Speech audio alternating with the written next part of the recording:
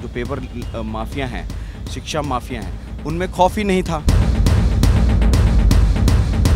या एग्ज़ाम कराने का प्रक्रिया है उसमें चेंजिंग करनी चाहिए। चुनाव आयोग ने भी उस पर ध्यान ना दिया हो, सरकार के तो अधीन होता ही नहीं है उस समय।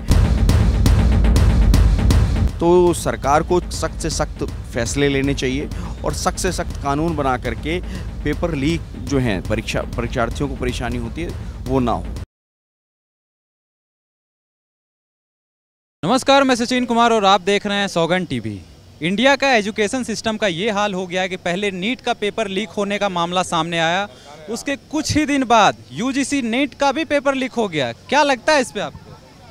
देखिए, यूजीसी नीट का पेपर जो लीक हुआ उसके तुरंत बाद ही उसको कैंसिल कर दिया गया। तो इसमें सरकार ने जागरूकता का काम किया कि अगर पेपर जैसे ही उसके पास इंटरनल रिपोर्ट आती है कि पेपर लीक हो गया है या मीडिया के माध्यम से खबर आती है कि पेपर लीक हो गया, तो उसको कैंसिल कर दिया गया, रद्द कर दिया गया। और उसके साथ में ही एक ये मामला जो है वो सीबीआई को सौंप दिया गया है, जैसा कि मुझे ज्ञात है। शिक्षा मंत्री जो हैं इसमें खुद मॉनिटरिंग भी कर रहे हैं। उसके अलावा बहुत से नेट का एनटीए की रिस्पॉन्सिबिलिटी सौंप दी गई है कि आप जो जितने भी एग्ज़ाम होंगे उसको स्वच्छ रूप से कराएंगे। तो इन सारी चीज़ों को देखते हुए ऐसा लग रहा है कि कहीं ना कहीं सरकार को स्थिर करने के लिए कुछ प्रोपेगेंडा है। दोनों जो पेपर हैं, दोनों पेपर एनटीए ही करवाता है। ऐसा क्या आ गया ऐसा बीच में कि बार बार पेपर लीक हो रहा है, वो भी जो एग्ज़ाम एनटीए ही करवाता है? तो उसके लिए तभी तो सीबीआई को सौंपा गया है।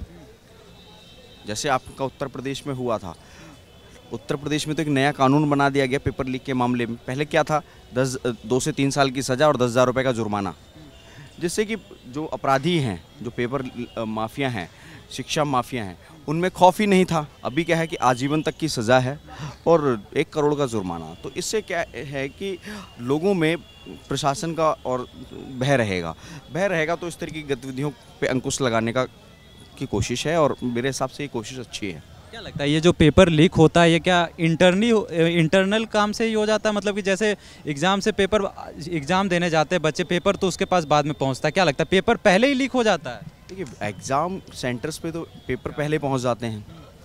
एग्ज़ाम सेंटर पे जब पेपर पहले पहुंचते हैं तो एग्ज़ाम सेंटर के माध्यम से ही ये पेपर्स लीक होते हैं। तो जो अभी सरकार ने जो थर्ड पार्टीज़ की हुई हैं एग्ज़ाम सेंटर्स के लिए, मुझे ऐसा लगता है कि सरकार को उन थर्ड पार्टीज़ की जो सिक्योरिटी है या एग्ज़ाम कराने का प्रक्रिया है उसमें चेंजिंग करनी चाहिए, जिससे कि इस तरह की घटनाएं ना हो।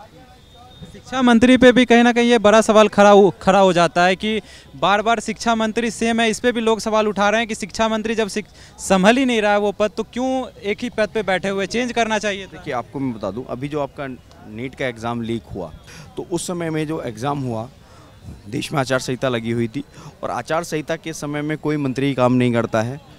सारे जितने भी कार्य होते हैं देश के, सारे चुनाव आयोग के अधीन होते हैं, सारे अधिकारी चुनाव आयोग के अधीन होते हैं। तो उस दौरान चुनाव आयोग भी चुनावों में व्यस्त था। तो उस समय ऐसा हो सकता है कि चुनाव आयोग ने भी उस पर ध्यान ना दिया हो, सरकार के तो अधीन होता ही नहीं है उस समय। तो उसमें शिक्षा मंत्री को दोष देना मैं सहमत नहीं हूँ उससे। तो अभी जो पेपर लीक हुआ उसमें तो ना कोई आचार था, ना कोई इलेक्शन था। मैं बिल्कुल आपकी बात से सहमत हूँ। तो जैसा ही मैंने आपको अभी भी कहा कि जैसा मीडिया के माध्यम से या उनको इंटरनल रिपोर्ट से ऐसा जानकारी संज्ञान में आया कि पेपर कहीं ना कहीं लीक हुआ है, तो उन्होंने पेपर होने से पहले उस पेपर को, परीक्षा को रद्द कर दिया। तो ये एक अच्छा पहल थी। और परंतु इससे विद्यार्थियों को, जो परीक्षार्थी होते हैं, उन्हें परेशानी होती है कि आपको एडमिट कार्ड मिल गया है, अपनी तैयारियां कर रखी हैं और इस तरह पेपर लीक होता है तो उन अभ्यर्थियों में, परीक्षार्थियों का मनोबल टूटता है। तो सरकार को चाहिए कि इस पे सख्त से सख्त फैसले लेने चाहिए और सख्त से सख्त कानून बना करके पेपर लीक जो हैं परीक्षार्थियों को परेशानी होती है वो ना हो।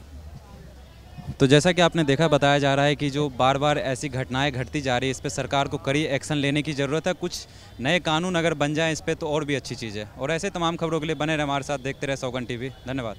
आप देख रहे हैं सौगंध टीवी, सौगंध वतन की।